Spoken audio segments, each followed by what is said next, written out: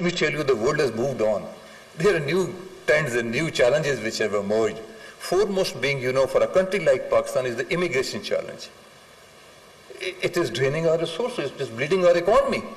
Last year, 1.2 million Pakistanis left abroad for greener pastures. Well, we would like the number to double even. But our concern is that we need to know whether the money that they have taken along, was it from the prescribed banking channel or was it through some dubious means? Now this is our concern. It's a big number, it's a staggering amount that gets involved. I think there has to be a global cognizance the way these immigration schemes are operating. I mean, for most of the world, the problem is illegal immigration. Pakistan happens to be the only case where the problem is legal immigration. Now, there are countries who are offering, second residency, citizenship through investment, and people are doling out $500,000, $250,000.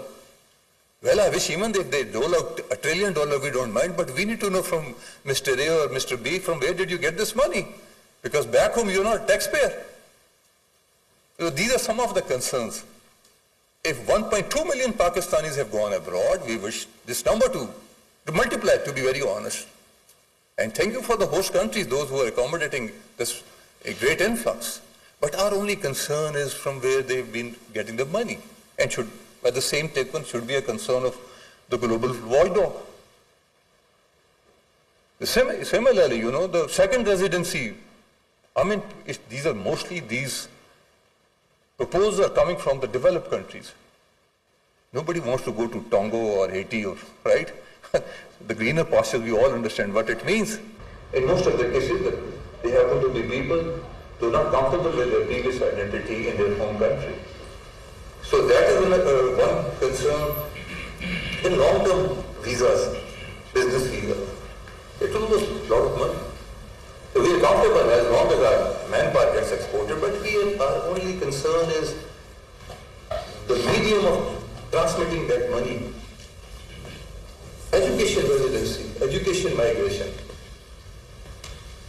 140,000 Pakistani students are studying abroad.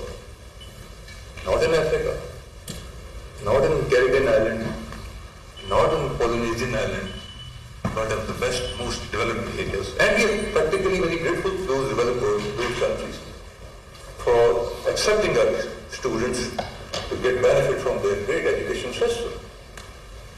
But from where the money is getting transferred, through which channel, which medium,